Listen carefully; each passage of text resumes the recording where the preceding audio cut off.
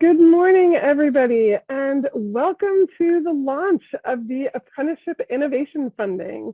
We are so incredibly excited for this event and grateful that you all are here to join us in this moment. And just to introduce myself, I'm Adele Burns, and I am the Deputy Chief of the Division of Apprenticeship Standards. And I'm so thrilled to be joined today by many distinguished guests on this important day as we launch this new funding mechanism to grow apprenticeships here in California. So without further ado, to kick us off, I'm so honored that we're joined here today by the California Secretary of Labor, Stewart Knox. So Stewart, I will hand it over to you. Great, thank you, Adele. Good morning. Good morning. A lot of work for DAS this week. A lot of good work for DAS this week. Appreciate it. So yes, I've worked with Adele and Eric and Katie over the last year, and I have to say they've done most all of the work. I have just kind of overseen and looked at things, but it's an exciting day for DAS and actually for the state of California as we move forward in this journey with AIF. And so some of the basic principles of AIF, which Adele and Eric and Katie know all too well, but I think the state of California will be proud of in the future. This is an outcome-oriented based program. It's a little bit like ETP. We've taken best practices from ETP, the California Workforce Development Board. DAS's programs are examples, and we really look forward to borrowing these best practices from other countries that may be a little bit farther than we are in the United States in terms of apprenticeship training. So as you kind of go through the slides today, you'll get a great opportunity to see how we are making goals that are achievable within the state of California to meet the governor's goal of close to 500,000, if not exceeding the 500,000. I don't want to make too many big promises here, but excited to see if we can hit those goals by 2029. As of today, there's over 127,000 apprentices that have been trained since the Newsom administration, and we're looking to meet that goal of 500,000 by 2029. This is first in California. It is the first in the nation, and I think the nation is looking to California to see how we do. And I think this is our opportunity to exceed all of our goals and achieve what we are out to meet. So we're grateful to have the apprenticeship, all of your partnerships within the state. I see some names I recognize as I went through the list of some of the questions already, and I look forward to working with all of you in the future. With that, I am going to turn it over to Katie Hagen, which is the Director of Department of Industrial Relations, and have Katie say a few words. Good morning, everybody. Thanks, Stewart. Thanks, Eric and Adele. It's good to be here today. This has been a really incredible week, part of Women's History Month and Women in Construction Week last week, I believe it was, and we had Equal Pay Day earlier on this week, so it's a huge historical time for us.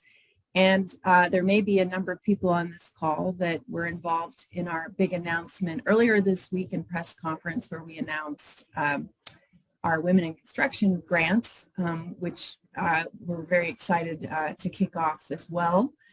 But today we're here to talk about AIF funding and or also known as Apprenticeship Innovation Funding.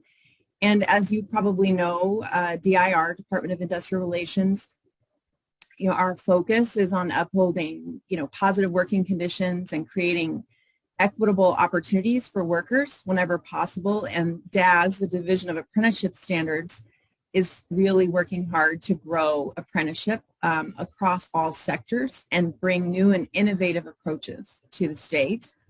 The opportunity of apprenticeship offers upward mobility and a chance to earn and learn, and DAS is really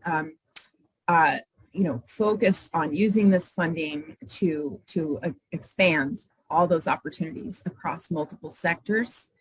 And as we've been working to expand apprenticeship, we've seen startup grants like those through the California Apprenticeship Initiative, the U.S. Department of Labor, and HRTP grants to help get new programs launched. But what we really hope that this funding will be able to do is help with those programs in terms of scale, achieving scale and continuity, And so, sustainability is what we really are striving for, and we hope that the AIF fund really addresses that critical gap. The AIF will provide that formula funding for apprenticeship program sponsors to sustain operations, to support multiple employers, and ultimately place more apprentices.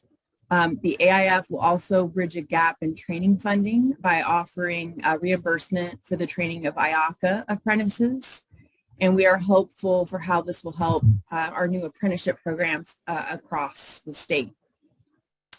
Again, it's an honor to be part of this innovative solution to scaling apprenticeships, and we hope to demonstrate here in California a new strategy for growing apprenticeships in the U.S. I'm going to hand it over to Eric and Adele at DAS, the architects of this new funding source. Thank you so much. Fantastic. I want to thank Labor Secretary Stewart Knox and Director Katie Hagen for being tremendous supporters of this work, and for nicely articulating where the AIF funding fits into the broader workforce context. As a DAS chief since 2017, I've had the pleasure of being part of a lot of conversations with great ideas around how to expand apprenticeship. When Adele joined our team, we were in the midst of developing our 5-point plan to expand apprenticeship. And in 2022, we all had the unique opportunity to make some significant investments into equitable, high-quality apprenticeship growth, and we cannot be more excited to be launching AIF. As Secretary Knox articulated, AIF is building upon insights gathered from many stakeholders, and I want to commend and appreciate Adele for bringing all these pieces together and organizing the many stakeholders to formulate the plan for this new funding source. We have been on an important stakeholder engagement with the Apprenticeship Innovation Funding. Many of you were key contributors both to the 5-point plan and also in providing thoughtful feedback to the draft AIF guidance that was released in the fall of 2022. Today, we are thrilled to be launching the Apprenticeship Innovation Fund and opening up the first of hopefully many annual AIF submission windows. Adele is now going to share with you the details of the AIF funding and how you can access the new funding source. So Adele, take it away. Wonderful. Thank you all. It's so exciting to be able to share with everybody here all of these details, and we'll dive in now into the details of the Apprenticeship Innovation Funding. So the plan here today is that we're going to go through all of the ways, like an overview of the funding and how you're going to be able to submit for this funding. A few notes: we are recording this session. We are planning on posting the recording of this session. We also have a Q&A box, which I know many of you have found, with some lovely morning greetings. Thank you for that. And please, throughout this session, please do put your questions into that Q&A section. And we have some members of the DAS team that will be working to address some of your questions. And I'm also hopeful that we're going to have time to answer many of those questions live. So please do, throughout the presentation, feel free to be putting those questions into the Q&A section. In addition, I'm happy to report that we have a number of materials on our website that we have updated as of this morning, with lots of resources and details about this funding source in particular. So, so know that you'll be able to dive into all of the details of what I'm going to present, not only in the recording, but also in the documents that are already available on our website. So with that, I'm going to give a little bit of context and definition of terms. I think our welcome speakers this morning have given a great sense of that, the landscape context, and I just want to make sure we do some definition of terms. And then, of course, I'll give you a bit of an overview of the Apprenticeship Innovation Funding, which has two parts to it. It has the support part and the training part. And so I'll go into the process of submission for both of those. So in this journey to grow apprenticeship here in California, I really do think that this milestone, that this funding source of the Apprenticeship Innovation Funding created in 2022, rolling out for the first time now, is really going to be a huge milestone in this journey of growing apprenticeship. And as Secretary Knox very nicely put it, we've been building upon a lot of the best practices that we see in the US and internationally. And this moment, we're launching this funding source, which we really see as a first in the nation in terms of offering formula funding that's not a grant, it's a reimbursement model. And the idea is that it's helping to cover the costs of both running an apprenticeship program and training apprentices. And as Director Hagen very nicely articulated, it's really, we've had a lot of great startup grants out there that we have to get programs going, which is amazing. And we want this funding to be able to be braided with those startup grants to help build that sustainable and scaling equation for the great programs that many of you who I know are dialed in here are part of building. And so we're really excited to be making this funding source available to you all. And with this 5-point plan, which many of us developed in collaboration, the Apprenticeship Innovation Funding is really an investment into 4 of the 5 of these 5 points. And as Director Hagen mentioned earlier this week, we had a big announcement around how we're growing and expanding access to traditional construction apprenticeships. So hopefully what you're getting a sense of from the Division of Apprenticeship Standards is how we're investing across the board in growing apprenticeship.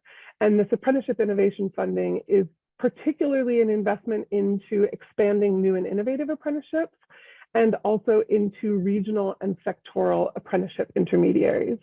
And we also believe it's going to have positive effects on advancing youth apprenticeship and advancing public sector apprenticeship.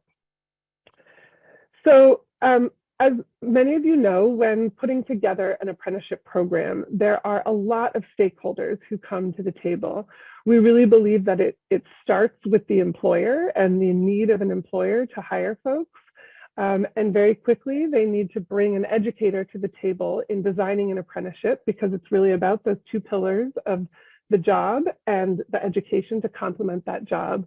And we play the role as government in both providing funding, which we're talking about today, and also providing that quality framework to make sure that we're designing consistent high-quality programs. And we really see that high-quality programs often include a community-based organization and or workforce board that help to provide sometimes those supportive services. And of course, we're putting this all together for the apprentices to create this earn and learn journey. And what we see in the middle of all of this is the glue of the role of the intermediary.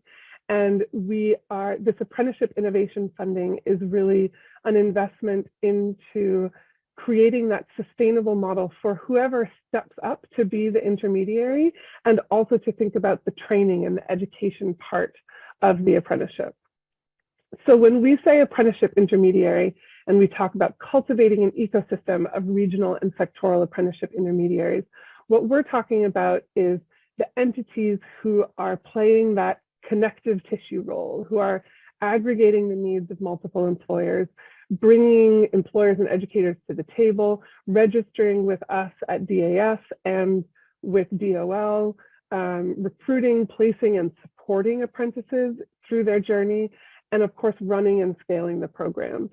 So we really see a lot of different entities stepping up into the role of intermediary.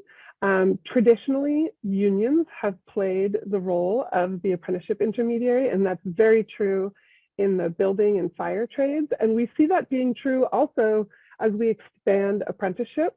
But there's not always a union in the mix for a particular job or a particular employer's needs. And so what we're seeing is that there's a lot of different types of entities that are also emerging to play this role of the intermediary, whether it be a workforce board, educational institutions, nonprofits. It can also be for-profits, industry associations, staffing agencies, and sometimes public sector entities. So when we talk about regional and sectoral apprenticeship intermediaries, we're talking about these entities that are the program sponsors that are bringing together all the different parties. Another very important definition of terms that I wanted to make sure everyone's aware of is in California, we organize apprenticeship into two different categories that's overseen by these two different committees. One is the California Apprenticeship Council, which oversees traditional apprenticeships in building and fire trades. And then we have the Interagency Advisory Committee on Apprenticeships, IACA.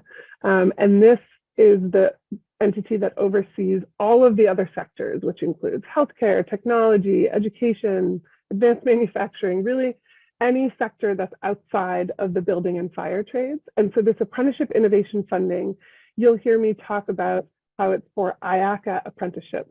What I mean when I say that is apprenticeships in any of these sectors that are outside of the building and fire trades. So I use IACA apprenticeships as shorthand for that. So I want to make sure to define that term here. So with that, I am very excited to dive into more of the details around the Apprenticeship Innovation Funding. So the intent of this funding is to support IACA apprenticeship programs to sustain and scale their programs and to train apprentices.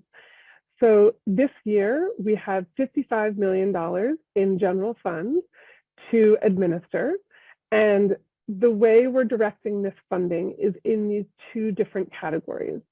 So we have the support category, which is really for covering the cost of running the apprenticeship program and aggregating the needs of multiple employers, recruiting and placing apprentices, all those activities that I articulated that are the role of the intermediary.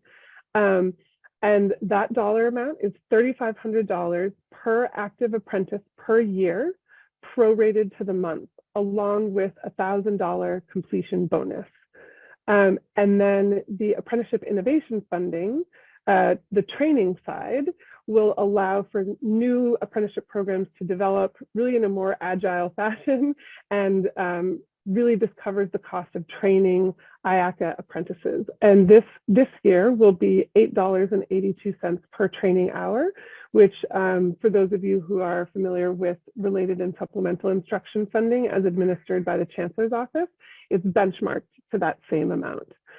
So one thing that I just want to highlight is in terms of how we're borrowing best practices across our different workforce system and educational partners, and also from different countries, and why we really feel like this funding is a sort of breakthrough for the US and for California, is that what we see in a lot of other countries like the UK and Germany and Switzerland is that there's more of this formula funding where it's not a grant. That, you know, AIF is not a grant. This is formula funding. And it's saying, okay, if you train this number of apprentices and place these apprentices and support them, we'll give you a certain amount of money per apprentice. And that's what we're here to pilot and to launch together with this Apprenticeship Innovation Funding. And it's going to be a little bit different than the other funding mechanisms that you might be familiar with, because I think a lot of what we've seen in terms of apprenticeship funding is grants, and this is not a grant. This is a reimbursement model that we are putting forth, and we're really excited for how it can offer a new formula funding and how it can hopefully help you all to really significantly scale your programs and create that sustainable model. So this funding, it is a reimbursement model. It's accessible to all of the IACA programs that have registered their apprentices with DAS already. And our whole idea of this funding is that it's for these new programs that have already launched, but as Director Hagen articulated, perhaps struggle for sustainability and scaling. And we want this Apprenticeship Innovation Funding to be that key component of that sustaining and scaling solution. So very important with this mechanism is that it is a reimbursement model and formula funding. It is not a competitive grant application process. And this is important in a variety of ways. For one thing, we are looking back at the calendar year of 2022. So as I'll get into with the details, the eligible apprentices are those who you have been serving between January 1st, 2022 and December 31st of 2022. And this AIF is there to reimburse those costs, both of running the program, supporting the apprentices, and of training them. What's also exciting about this being this reimbursement and formula funding and not a grant is that our ability to communicate with you all is way more open, because we want everybody who is eligible to receive this funding to receive this funding. And so I'm excited for this session to answer questions that you have, and in addition, we will have future sessions in this open submission window to answer more of your questions as you dive into this, as you understand it more. And because it's not a competitive grant process, we don't have to have that sort of more rigid communication control around the whole process. We're here to be supportive and to share as much helpful information with you all as we can, and to help you to access this funding as long as you meet all of the eligibility criteria. So as I mentioned, the submission for reimbursement is based on supporting and training apprentices in the previous calendar year. So as Chief Rood mentioned, we hope this is the first submission window of many. The idea is that this funding will be available. For now, AIF is funded for 3 years, and it's really a pilot to demonstrate that this funding leads to the kind of apprenticeship growth that we hope and expect that it will lead to. So this is the first window. We expect another window to happen around this time next year, maybe a little bit earlier, because obviously this is the first time we're doing this, so we had to put a lot of pieces in place. So for this submission window, we're going to be looking at who were the apprentices that were registered with DAS that you all were serving in calendar year of 2022. So next, I'm going to go into the details about the support funding, the details about the training funding.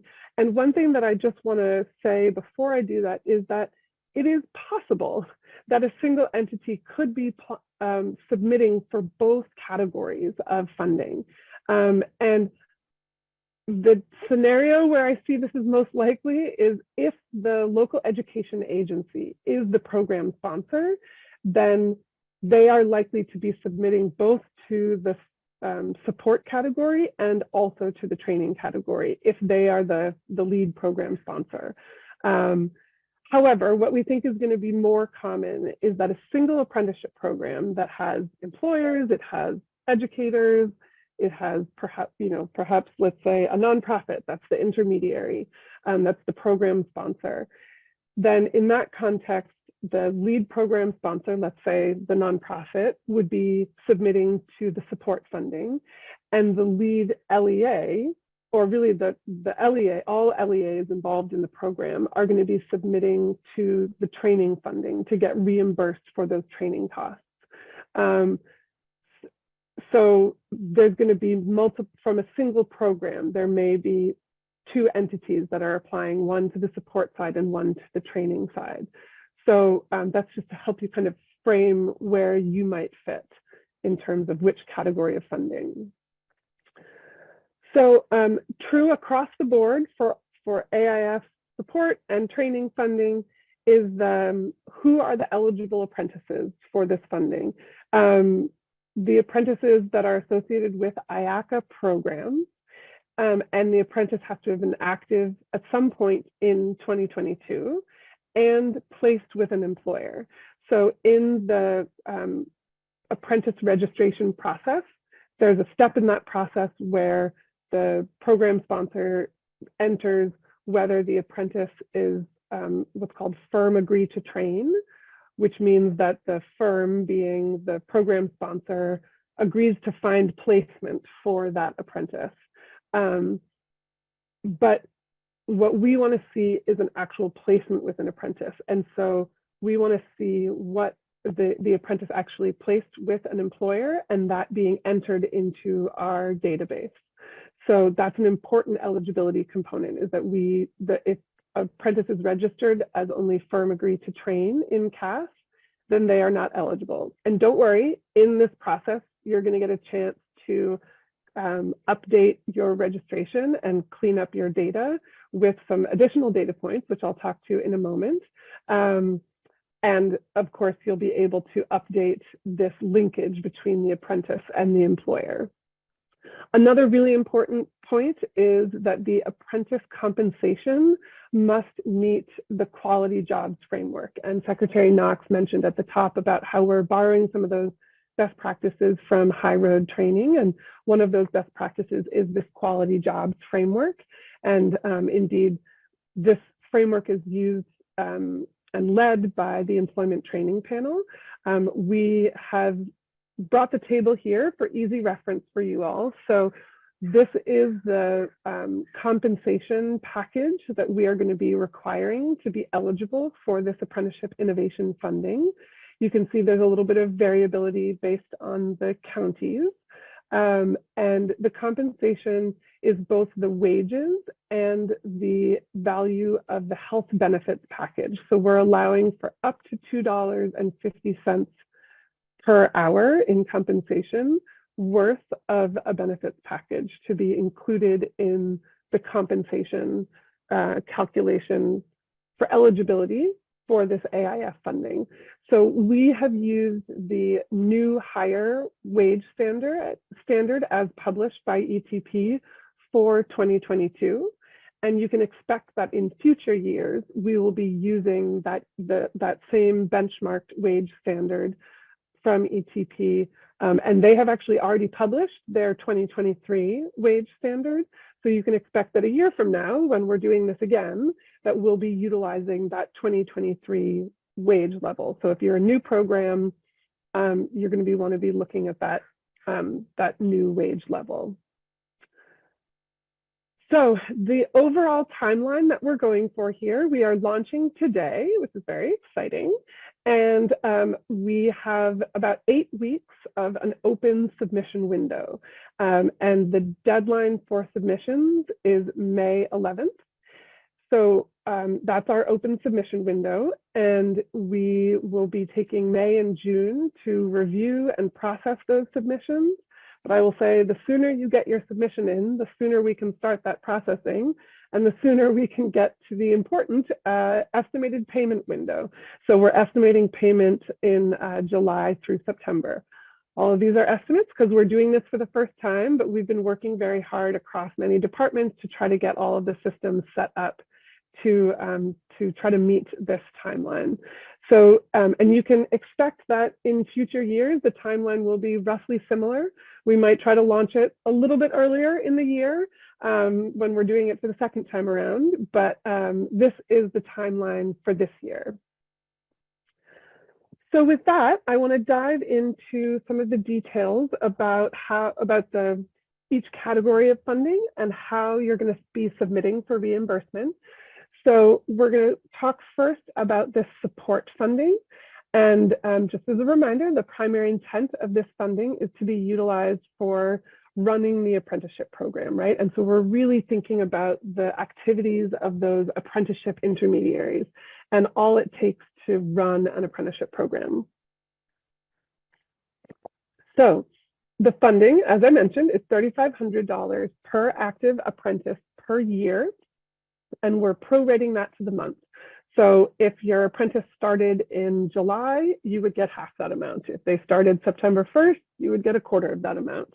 And if we're, so that's what prorated means, right? It's calculated to the month.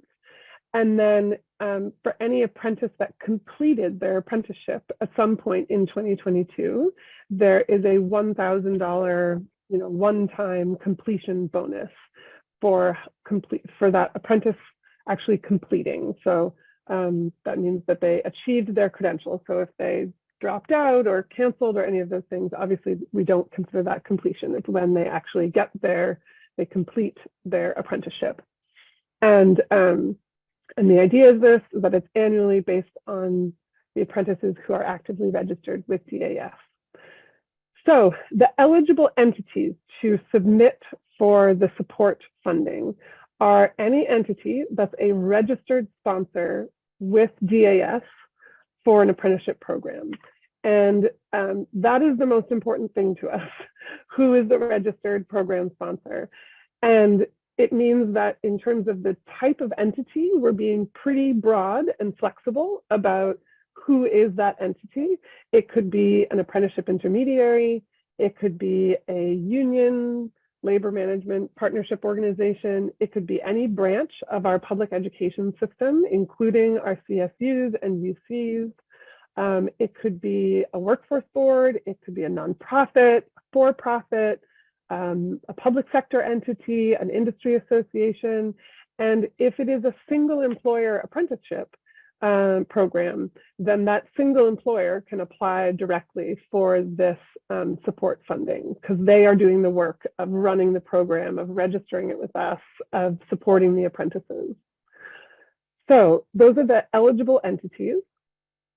Now, the process to submit for reimbursement includes these components. So we're going to have a CAS report. So CAS is the California Apprenticeship System. This is the database that we have at DAS.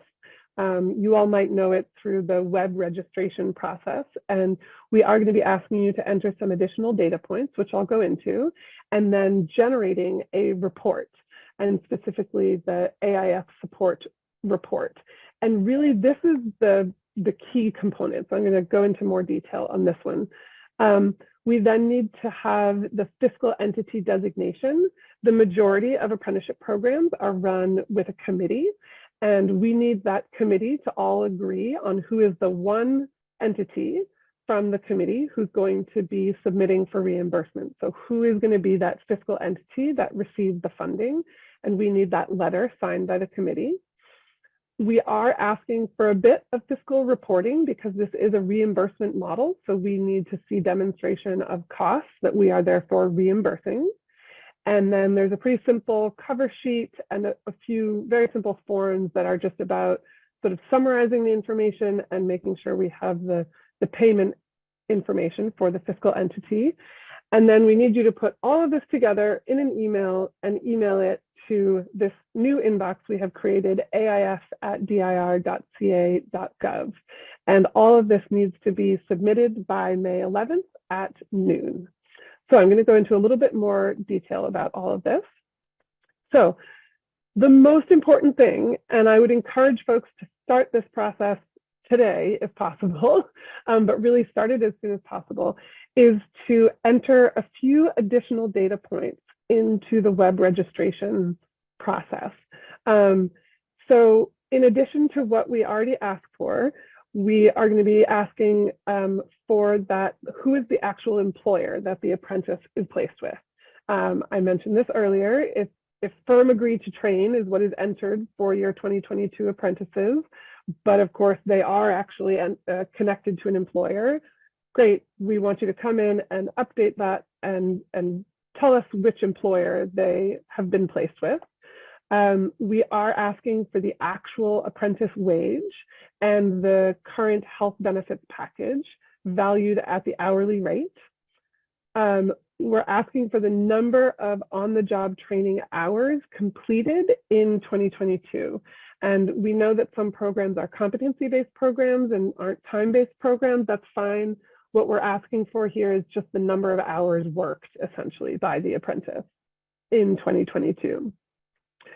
Similarly, we're asking for the number of training hours, also known as related and supplemental instruction hours, RSI hours, that were completed in 2022 by that apprentice. And we're asking for who was the local education agency that delivered or oversaw the training for those hours. So as you can see, all of this is apprentice level data. And we have historically not asked for this level of detailed data for each apprentice, but we need it in order to administer this funding and to validate eligibility for this funding. So once you have entered all of that information for your apprentices, and what you're going to be doing in that web registration process is updating the registration that you already have for the apprentices that you already have registered with DAS. If you are joining California DAF registration for the first time. We're very excited. However, we cannot backdate apprentices beyond 30 days. So unfortunately, if you are not already registered with DAF, you and your program and your apprentices are not going to be eligible for AIF this year, but we would very much encourage you to get registered with us, to get your apprentices registered so that you're eligible for this funding a year from now. So you're going to enter that data, and then we're very excited. We've been working very hard with our IT team to build a custom report that will take all this data that you've entered and give you a report that tells you exactly which of your apprentices are eligible for AIF and therefore how much you as a program are eligible to receive from us. And so that report is, I'm very excited about it, and it is going to be generated through that CAS system. So one important thing, if you enter all your data and you go to generate that report and it doesn't have in it what you think it should have in it, a few troubleshooting tips to offer. For one, the way our databases and reporting system works, it updates once every 24 hours. Therefore, we're asking you to enter that data, but you may need to wait 24 hours and come back and see that report that, after that update has been done to it. If the report still doesn't look right to you, you may need to double check that you've entered all of the data. And what's nice about this new report is that you don't have to go in like one apprentice at a time. We do have a way for you to look at all of your apprentices in general, and then look at all of the apprentices that are showing up as AIF eligible, and you'll be able to download these things into Excel and do your own kind of side-by-side analysis to try to find where there might be those gaps. And if it still doesn't look right, you may need to double check that the wage level is correct. And the wage level is being pulled from the location of the employer. So if the employer is in Alameda County, we're looking at that wage eligibility from Alameda County, for example. So you may need to check that wage eligibility. So this process, we really, really encourage you to start this process now, because if you were to come on May 10th and say, oh, I just learned about AIF, I'd like to tap into it, you're probably not going to be able to because this data entry and report generation process is going to take a little bit. We have done a lot to create guides. We're getting those guides updated and on our website, and we'll be sending those out after this webinar. We're hoping to be in support to be able to support you in this whole process, but we really encourage you to start this process now. So that's the report. The next component is that fiscal entity designation. So like I said, the majority of our programs have a committee, either a joint apprenticeship training committee or a unilateral apprenticeship training committee. And what we need for this, for AIF, is that only one entity from that committee can submit for reimbursement to us. And we need a letter from the whole committee saying, yes, this one entity is our designated fiscal entity for this program. And the letter needs to include the program name and the DAF file number and the names and organizations and, importantly, signatures of all of the committee members.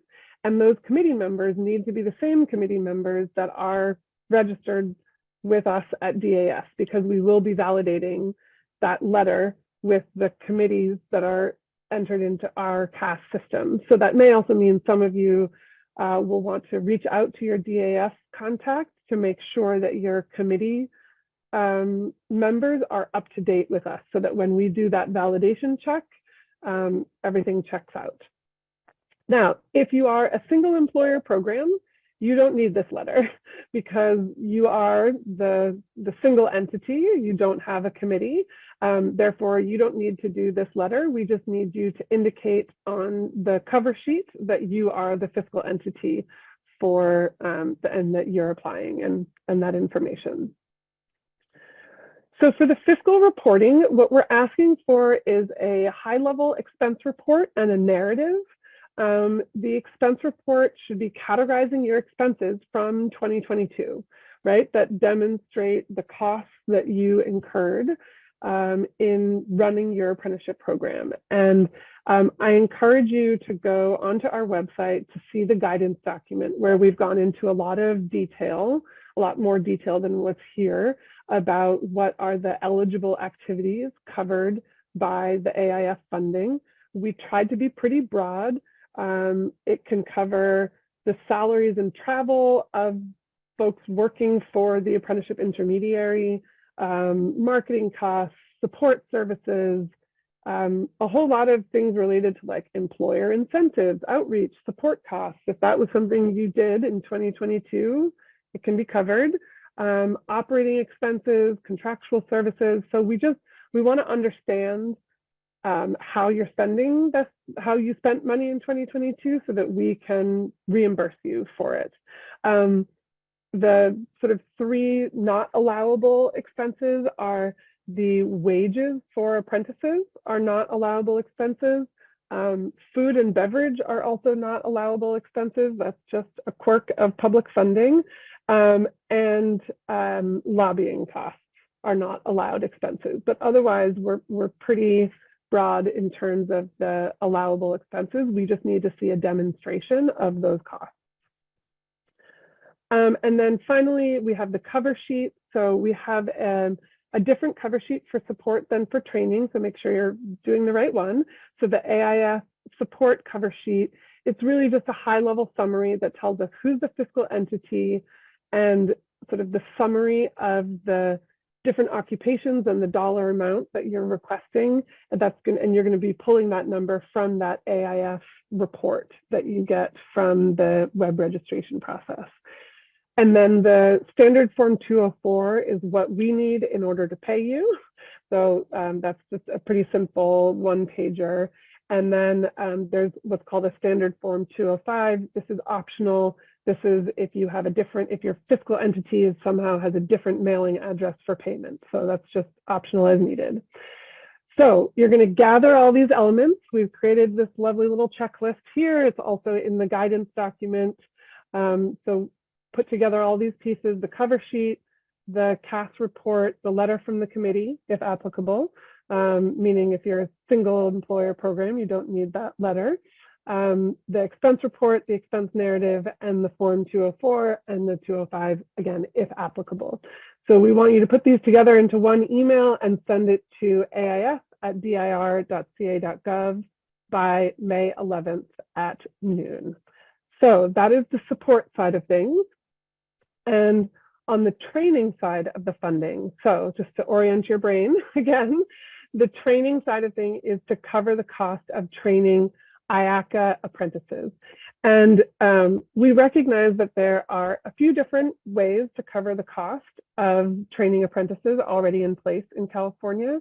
When we say we want this AIF training to exist alongside RSI, what we mean by that is that we're benchmarking the dollar amount. So what you see here is the same dollar amount per training hour, so the $8.82 per training hour.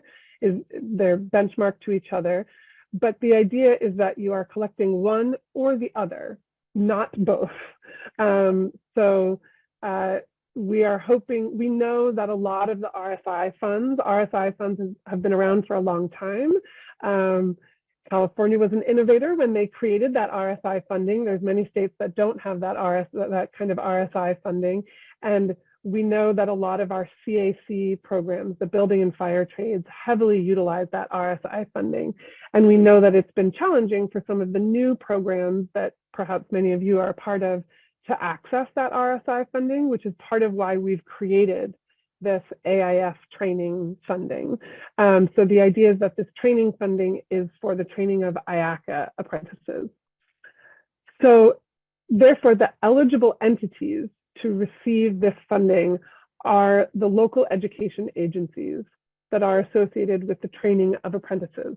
Now, in the context of apprenticeship and in the context of AIF funding, An LEA is inclusive of all branches of the public educational institutions. So K-12 schools, County Office of Education, regional occupational programs, community college, California state universities, universities of California, and adult ed.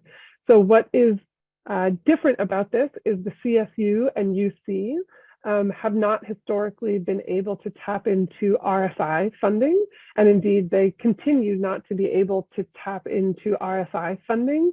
And in some of the helpful public comment we got about the draft document that we put forth, there was some confusion about, wait a second, a CSU and a UC isn't an LEA. They can't receive RSI funding, so how can they receive this AIF training funding? But in fact, for the definition of apprenticeship as administered by DAS, we allow for any branch of our public educational institutions, including CSUs and UCs, to be the LEA for an apprenticeship program. And for AIF training, we're therefore able to expand this aperture and say that the training can be delivered or overseen by any of these entities. So yes, so these are the eligible entities. And if you are a private training provider, you can still provide that private training, but a requirement of registering your apprenticeship here in the state of California is that we do require a link to our public education system. So that's already required in registering with the state of California, that you need to work with one of these branches of our public educational institutions in terms of, and that's important to us because it ensures the quality of the education, and it also ensures that link back to our public education system so that we're really connecting our public education system with these important employer needs through apprenticeship.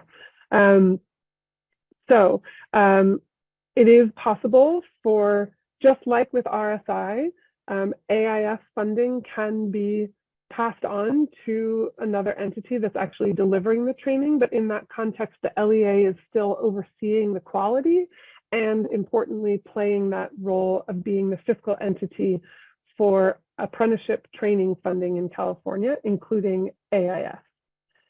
So what's important here is that an LEA can pay for the training of apprentices through only one of the following methods. So you can either pay for the training through AIFT, or you can pay for the training through full-time equivalent student apportionment funding. So this would be in the context that an apprentice is a student at a community college, is the context where they, that community college could be getting FTES for that apprentice. And if that's the case, you cannot get the AIFT funding.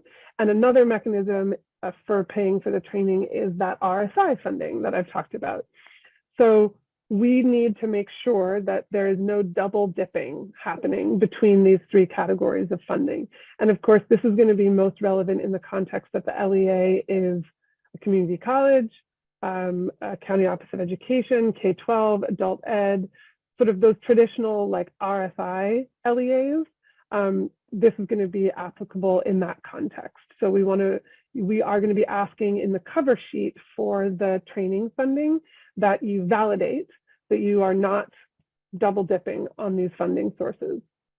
Now, if an LEA is a CSU or UC and is charging tuition to any entity, be it the employer or any other entity, we are requiring that if they're going to come and request AIFT reimbursement, that they're reducing that tuition charge by at least 80% of the amount of AIFT received.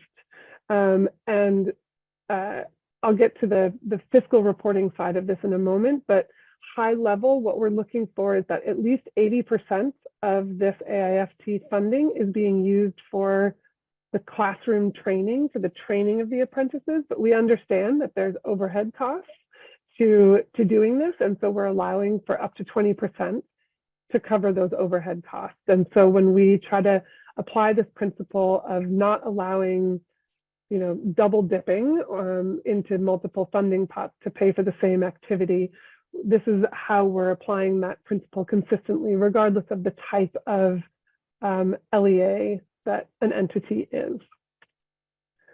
So the process for submitting for reimbursement for that training looks very similar to what I articulated, but slightly different. So what we expect is that you're going to get that CAS report. Now you're probably going to be working with the program sponsor, who's the one that's probably entering that data into CAS. Another reason why we want you to start early, so I'll articulate that a little bit more. But you'll need to have that CAS report as a part of your submission package. Similarly, we want a high-level expense report and a narrative as to the expenses. Similar but slightly different cover sheet, and that same 204 and 205 so that we can pay you. And putting all those pieces together and submitting it to aif@dir.ca.gov by May 11th at noon. So just to go into these a little bit more. So with the CAS report for the training side of things, what's going to happen is that the LEA is going to need to provide to the program sponsor the information about the training hours, right? So of course it's the LEA that's tracking the number of hours of training, so they're going to need to share that data back with the program sponsor. Another reason why we want you to start this process now, because we recognize that there's going to be a few steps in terms of gathering all the data, entering it, getting the report, making sure everything looks right, and then the program sponsor is going to be providing that report back to the LEA so that the LEA can be submitting for reimbursement. And that report is going to include what are the occupations that the LEA is training for, the sort of aggregate number of hours, and therefore the funding amount that they're eligible for. One thing that we know is the case is that we have LEAs who are working with more than one apprenticeship program. In this context, we want only one submission package per LEA. And in that context, we would expect that the LEA might be submitting multiple AIF training CAS reports from the different programs. So we want to see those multiple reports included and then summarized on that cover sheet so that we can see, so that we're only issuing one payment to that LEA. So that's what we're looking for in terms of the CAS report side of the training submission. So the fiscal reporting, again, I would encourage folks to go to that guidance document to look for that complete list of eligible activities. But importantly, as I mentioned before, what we're looking for is that the expenses are categorized into two different categories: instructional costs and the educational administration costs. And what we need to make sure of is that at least 80% of the funding is going towards instructional costs, and we don't want to see any more than 20% of those costs to be towards administration.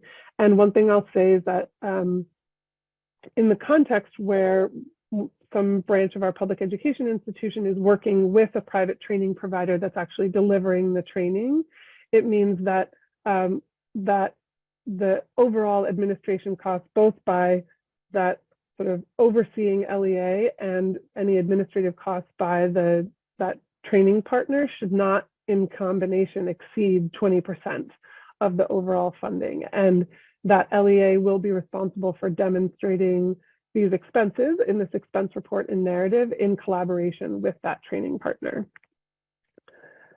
So finally, there is the cover sheet and the forms 204 and 205 that I mentioned before. So the cover sheet, in this context of the training side, we really want to see that summary of all the different occupations that the LEA is training for or overseeing the training of. And importantly, we need that statement of attestation that says we are not double dipping between RSI and FTS and AIFT. And we want to see those summary numbers from the CAS report or potentially multiple CAS reports. And that Form 204 is filled out so that we know who to pay. I have to say, I suspect that the Form 205 may be utilized more by educational entities where like the address that the check actually needs to be sent to might be different than the sort of fiscal entity's address. But that's the context where that 205 form is relevant.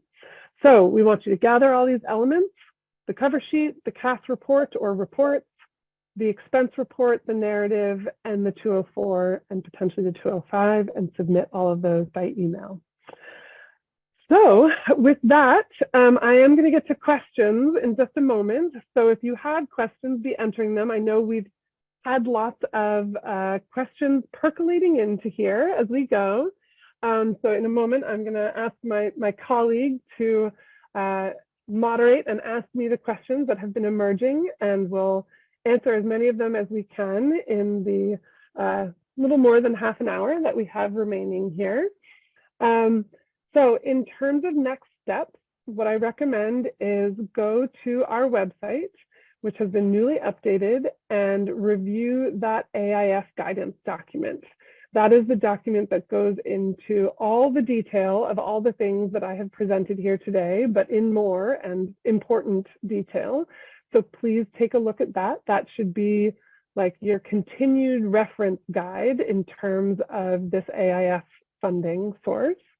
And start entering that additional data. LEAs, start working with your program sponsors in terms of the training hours.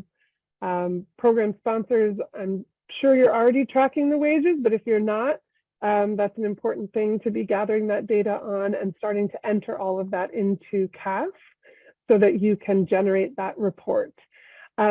We really, really encourage you to submit your materials as soon as you have them ready, because we will start processing them and reviewing them as soon as we receive them. And the sooner we get it, the sooner we'll be able to get the money out the door to you all. So I know humans are creatures of the deadline. Yes, May 11th is the deadline, but we really would love for you to be submitting this information as soon as you can. And we hope to have made it simple. You'll notice what's not in that whole package is there's no long narrative about how great you are and all the great things you're going to do, because this is a reimbursement model. You've already done the great things. You've already built these programs, and we want this funding to help reimburse those costs and to help you sustain and scale these programs and to be serving more apprentices. So we're thrilled to be joined by the over 200 people here in this webinar. Thank you so much for joining. We are going to have additional information sessions and office hours. The dates are here. The idea of this is that we want to be helpful to you. We want everybody who's eligible for this funding to be able to access it. So these additional information sessions, I'll probably do a little bit of a version in terms of the presentation of what I did here today, but we want to be holding a lot of the time and increasingly as we get closer to the deadline towards office hours. So we want to have lots of opportunities for you to ask questions and be able to navigate through this process. We are here to help you access this funding, and if you are eligible for this funding, we want you to get this funding. So you can find all those details on our AIF page on the DAS website. So with that, I will take questions. So Raul, please, what questions have come our way? We have a lot of great questions. We're trying to answer them as quickly as we can. I just grabbed a few that kind of were consistent to what everybody was asking. Mm-hmm. Some of it would be, what if the apprenticeship is shorter than 1 year? So that is, yep, that's a great question. So that's totally fine. So it is prorated to the month. So if the apprenticeship was 11 months and all 11 of those months were in the calendar year of 2022, then you're getting the prorated amount of $3,500 times 11 divided by 12. And if the apprentice completed in 2022, then you're also getting that full $1,000 completion bonus. So that's how it would work. And that's true if the apprenticeship, excuse me, is less than a year.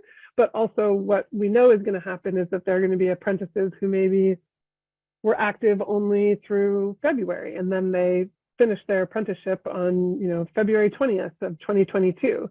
And so you would get like 2 months in that context. The program sponsor would get 2 months worth of that $3,500, right?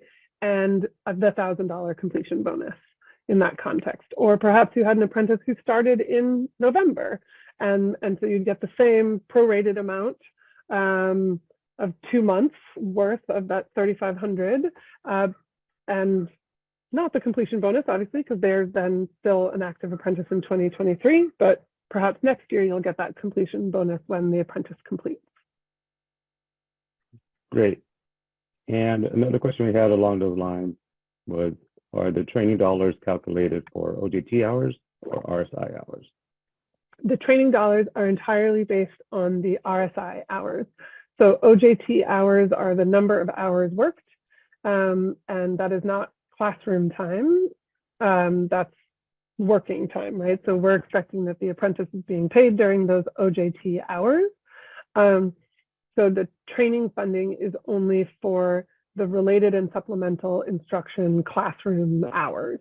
So it is only for that classroom time that we are, so when we're asking for the RSI hours in the web registration process, we're asking for the number of hours of that classroom time.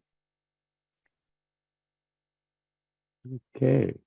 I know we touched on it, and but we've been getting quite a few questions regarding would this help support our programs that are already receiving RSI and FTS in place of? So we're getting questions regarding RSI. Can you collect RSI at the same time you're collecting AIF? Got it. So the answer is no. If you are collecting RSI funding, you cannot also collect AIFT. So please be sure not to be double dipping into those two categories of funding. Okay, and here's an LEA question. What if we have one LEA but 6 participating colleges? Who receives the funds, the LEA or the college that has the apprentice enrolled? And Raul, the question is like where the college is not the LEA? I think I need to understand that question a little bit more. The part, yeah, we may have to expand on the question. That's how I read. I imagine it's the LEA partners with 6 colleges, but I would think it go back to the LEA that funds or who is applying for the funding. Okay, so yeah, I'll attempt to answer it. I think I probably need some clarity, but I'll answer pieces of it. So the LEA so historically, DAS has only collected kind of one data point about an LEA, or about we've only collected one insight into who is the LEA. So when a program registers with DAS, they have all the different components of the apprenticeship standard, and in it says who is the LEA for this program. And all that we require at DAS at that moment is that there be one LEA. But say that program then gets going and that program scales across California, which we hope it does. And in that context, they end up working with 5 different community colleges to train apprentices as they're placed with different employers. What we're asking for now is a new level of detail on that data. We're asking for, we want to know at the apprentice level who is delivering that training, right? And so we want to know for Adele Burns, the apprentice, how many hours of classroom time did she do, and with which LEA, right? Like with which college did she do that training? And therefore, what's going to happen when that data gets entered into CAS and all the other apprentices' data gets entered into CAS, and it's going to be aggregated to show, and that's what's going to show on this lovely report that I'm so excited about. It's going to show, okay, this college 1 trained, on the occupation of IT help desk, trained 500 hours, and college number 2 also trained on IT help desk, but at 200 hours, and college number 3 trained on IT help desk, but at 600 hours. And all 3 of those colleges can submit for reimbursement to AIFT. And when they submit, they're going to be submitting with that report that has them named as one of the training entities for that program and the number of hours, right? And so that high-level data that we collect when a program is registered, we're basically don't care about that data point in this context, because what we care about is who's delivering the training and who is the LEA that's delivering or overseeing that particular training for that apprentice. So we're going to be generating that report that says how much money an LEA is eligible to be reimbursed for, and how much funding a program sponsor is eligible to submit for reimbursement. All of that is going to be generated from that CAS database that now has that additional apprentice level detail of granularity. So hopefully that addresses the question, Raul. Yeah, I think it did. I think it did. Great. I'm just skimming through some of the other ones that we have. There was a question regarding funding and how does the AIF funding impact funding from other state resources such as ETP? How does it impact the other sources of funding? Right. Yeah, good question. So for now, what I'm going to say is that we are encouraging braiding of funds with all of those startup grants that are out there. So, for example, the CAI grants, which I know a batch of CAI grants was just announced last Friday, which is very exciting. And we really see those CAI grants as essential and really important startup funding. As you probably have deduced by seeing the details of this AIF funding is not startup funding, right? Like if you were to start a program today and register apprentices in September, you would only get a pretty small amount of AIF funding that you would be submitting for a year from now and not actually receiving the dollars on until, July through September of next year.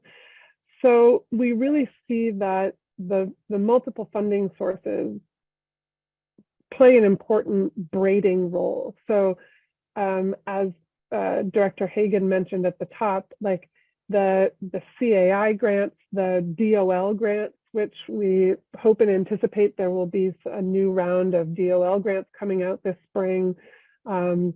The High Road Training Partnership grants as administered by the Workforce Board. All of those grants play a really important role in getting you going, in getting a new program up and off the ground. And what we want this AIF funding to be is that sustain and scale part of your equation. Because of course, those startup grants, they're great. They're bigger dollar amounts, $1 million, $500K, $1 million, gets you going, gives you operations for 2 or 3 years, but then what? And this Apprenticeship Innovation Funding is the but then what funding. So that's the whole idea, is to allow for the braiding of funding. Now, in terms of ETP funding, they historically, a lot of that ETP funding has been utilized more by the building trades apprenticeship programs. Now, I know that ETP has some new funding specifically around healthcare that has been open. Hopefully, if you're a healthcare program, you're well aware of that and have tapped into that. For now, we are allowing the braiding of funds. And so you will not see in the AIF side of things, and especially the support side of things, we are not saying you can't double dip on this and this and this, because we really see that AIF funding is funding something that is largely unfunded in our workforce system, either at the state level or the federal level.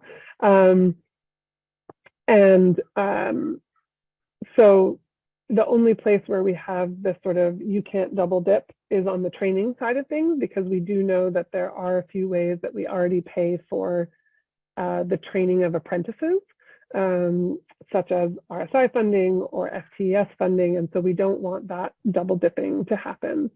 But the support side of the AIF funding, we really believe is an unfunded area of apprenticeship. So therefore, we are very much allowing for the braiding between those apprenticeship grants out there and this AIF support funding in particular.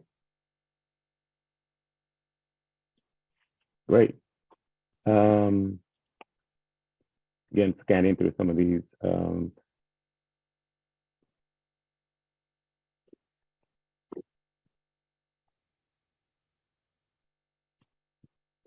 We getting into some of the questions that deal with wages. One came up that says, our employer partnerships sign an agreement that stipulates a minimum wage progression. As long as they are at or above that rate, they don't stand up individual wage rates, such as health and benefit hourly rates. I would imagine in this situation, they would just have to put down the rates that they are currently paying those apprentices at the time that they're registered, right? Or at the time they're updating it for 2022. Yeah, so this is part of why I say, like, this, I'm really encourage folks to today pay attention in particular to this, like, additional data points. We recognize that we are asking for some additional data points that are beyond what you might normally gather. And we need this to validate wage eligibility. So we are asking for the actual wage for the apprentice. And we are asking for the number of hours worked, just like we're asking for the number of RSI hours delivered and who is the LEA. We recognize it's another layer of data. So we are asking that you report the actual wage levels for the apprentices. And we recognize that will take some communication and coordination. So that's why we encourage you to start that process now, and also why we have an 8-week submission window, because we recognize it might take a little bit of time to gather all of that data for your apprentices. And we just need, like, the most recent wage level. We're not asking to, like, demonstrate every step of the progression. We just need the most recent wage level of the apprentice and, like, what date that was effective as of.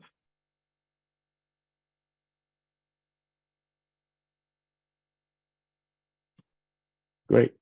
Looking at this question, someone did ask what, please describe a training firm or explain a training firm.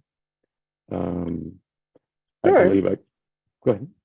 Yeah, sure. I know that the term training firm also it's a little funny to me as well. So training firm in DAS language means the employer, is really what it means. And so we are asking that we actually get the information as to who is the employer that the apprentice is placed with. And so we're asking for that data. That's an important piece of data in the CAS web registration process. There's a section called training firm, and maybe one day I'll rebrand it to employer, because that's what we actually mean. but it's a legacy of the apprenticeship language that we use. And so training firm means employer, and we are asking that you enter who is the actual employer that the apprentice is placed with. If in the registration process, we do already ask this data, so it's not like we're asking this for the first time, but what we know a lot of programs do when they're first registering an apprentice with us is that they check the box that says firm agree to train. And what's happening in that moment is that the program sponsor and the committee are committing to saying, hey, we are committing to finding this apprentice a placement with a firm, right, a training firm. And that means that they're committing to find that apprentice employment. And we understand that this is a mechanism used. We understand that there's sometimes front-loaded training. That's okay, but we need to see that the apprentice was placed with an employer. And we need to see who that employer is. And so if just firm agree to train is checked, that apprentice is not eligible for AIF funding. So we need you to go in there and update that with the actual placement, because I'm sure by March of 2023, you can definitely tell us where all of your 2022 apprentices were placed with. So we're asking for that data in the web registration process. And the apprentice can have already completed, and you're just updating their record with who was the employer that they were placed with, and updating that record with, you know, their final, you know, the wage level, the last wage level they were at was this. And that's what we want to see. We want to see that placement with an employer. We want to see that wage eligibility. Great. There was a question kind of along those lines, is, are there additional supports, or can the funds be used to support for individuals with intellectual or development disabilities? Absolutely. Absolutely. There's a lot of great programs that we're working with. We actually, in IACA, we have a committee for people with disabilities in which we're trying to help make apprenticeships available to more people with disabilities. And so we hope that this funding can, the support and the training side of it can be utilized by those programs that are setting up incredible and really well-supported programs that help people with disabilities get into apprenticeship programs. And so, yes, absolutely. That's included in the, you know, if you are an apprenticeship program and you're placing apprentices with employers, you are eligible for this funding, regardless of who your apprentice is, whether they are a person with disabilities or not, or their gender or whatever. If they are an apprentice and they're actively placed with an employer and meeting the wage eligibility, you are, the folks running the program and doing the training of the apprentices are eligible to receive this funding. Great. In the lines about eligibility, we did get a question asked, if we have apprentices that were submitted to DAS in 2021 but completed in 2022, can we submit for the completion bonus? Yes, absolutely. So what we're looking at in our databases is the apprentices who were active on January 1st of 2022, right? Like that's when the accounting begins for this round of AIF submissions for reimbursement. So let's say an apprentice started in June of 2021 and they completed in June of 2022. In that context, the program sponsor is going to be eligible to receive, so let's say June 30th, just to make the math easier on my brain. So the program sponsor is going to receive half of the $3,500 for having supported that apprentice for the 6 months of 2022, plus the $1,000 completion bonus for that apprentice. So yes, what we care about is the active apprentices in 2022. and they can have started before 2022. That's fine. Perfect. There was an issue regarding the wage scale. I wanted to know if we could go back to that wage scale. I know that we'll have these PowerPoints available on our website soon. So the question just is, can we look at the wage? There we go. There is the wage scale.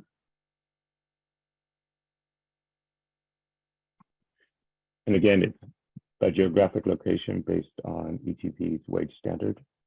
And exactly. Right. Yep. So I'll just sort of give the thumbnail of this again. So the wage eligibility, so it's here. It's also, if you go to our website and you go to that guidance document, the same exact information with even more detail is in that guidance document. So I really, really encourage folks to don't lean on my slides, lean on that guidance document.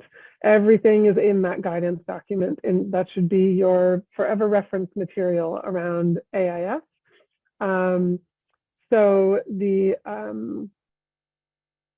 this is the wage table that we are using for this round. So it's the new hire ETP wage standard, and it can include up to $2.50 per hour in health benefits. And of course, how that's calculated is the total value of the health benefits package divided by the number of hours worked in that year. And that is the hourly amount, the sort of hourly value of that benefits package, and that can be added to the wage to meet this wage eligibility. And what you'll find in CAS is that we ask for the wage, and in that context, we're just asking for the wage, so not the health benefits. And there's actually a separate field for you to enter the value, the hourly value of the benefits package. And then we do the math in our nifty report that we have designed to add those two up.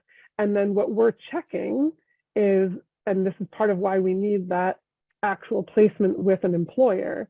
So let's say that apprentice, you've said, okay, they're making, $16 an hour, and that's their wage, and they're getting $2 worth of health benefits per hour. So you enter those two data points. The wage is $16, the hourly benefits package is $2, and that apprentice is registered with a cool employer in Oakland, let's say. So that's in Alameda County. So we're going to be checking that the wage eligibility is met based on the address of that employer. So in that context, they're making $16 and they have $2 wage of health benefits, that's $18, but they're in Alameda and the wage level there is 1961. So they don't meet that wage eligibility. So they're therefore not going to be AIF eligible. But of course, this is part of what we're trying to make sure that we're doing quality programs. So we also want to really appreciate when a program offers health benefits to their apprentices and to really value that. So we hope that this standard is something that leads to high quality apprenticeships that we are funding through this AIF mechanism that are really lifting people up. So this is the wage table, and as I mentioned earlier, we are going to continue to benchmark to this ETP wage levels, and ETP has already posted their wage levels for 2023. So next year we will be using those wage levels. So we have done the work and the deducing for you as to what are we talking about, which levels are we benchmarking for this round, and we're benchmarking to the 2022 new hire wage standard. So that is what you have here in this slide. And I think we have time for maybe one more question. Okay. There was a question that I'm looking here.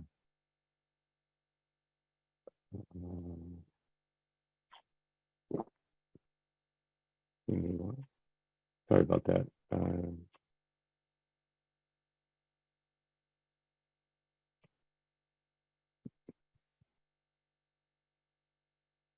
Raul, I'm just going to like rapid fire through some that I see here. I was going to refer to one with the pre-apprenticeship. Oh, pre-apprenticeship. Right. So pre-apprenticeship does not apply to this funding mechanism. So there are other ways to fund pre-apprenticeships, including CAI grants, including strong workforce funding, including WIOA funding. There's a lot of different ways to pay for pre-apprenticeship, but the Apprenticeship Innovation Funding is not one of those ways. So no pre-apprenticeship activities are covered under the AIF funding. That one's simple.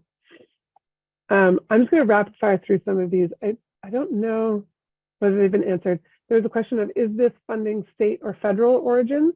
This funding is state funding. So this has been provided by the state of California and was an investment in the state of California in last year's budget cycle. So and we had $55 million this year. So it's all state. This is all state funding. There's a question about whether Barber Cosmo qualifies. Yes, that is considered an IACA program type, but you do need to meet the wage eligibility as articulated here in the slide that we have up.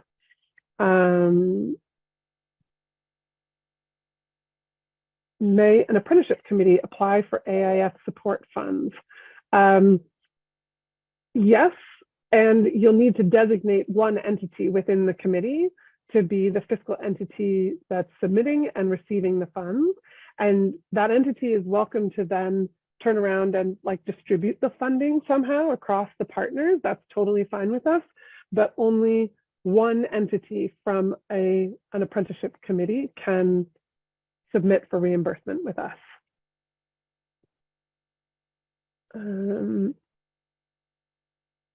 Okay, I think with that, I'm going to wrap us up.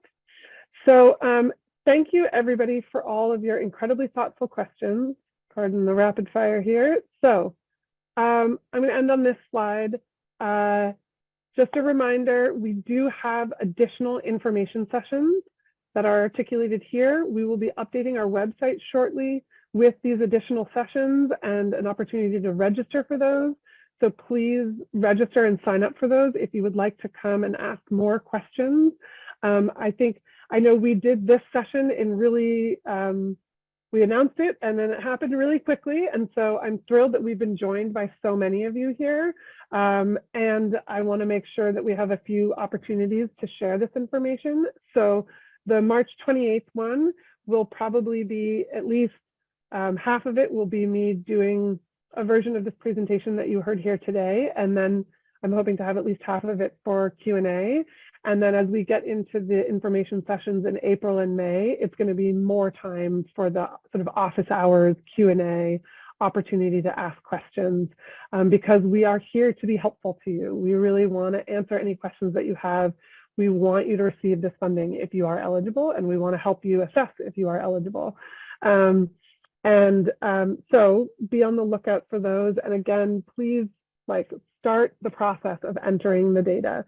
It's really important to get going with that. And just as a final wrap up, I just want to say I'm extremely excited about this funding source and how it can really demonstrate a new type of funding in the apprenticeship space. And I appreciate you all for all of the great work that you're doing to build apprenticeship programs, to create these earn and learn opportunities, to meet employer needs. This is such awesome and important work, and I'm just grateful to you all for all that you're doing and for being in partnership on this. And we really hope that this funding becomes a model of funding nationally, and that we can demonstrate how this kind of funding and this level of funding is something that really leads to sustainable and scalable apprenticeship programs. So, so with that, I will wrap up, and a reminder that you are welcome to attend those additional information sessions, and also you're welcome to email this email address, ais@dir.ca.gov, with questions. And we have captured all of the questions here, and we're putting together a extensive Q&A document where we will do our best to answer all of the questions, and we will get that posted to our website very soon.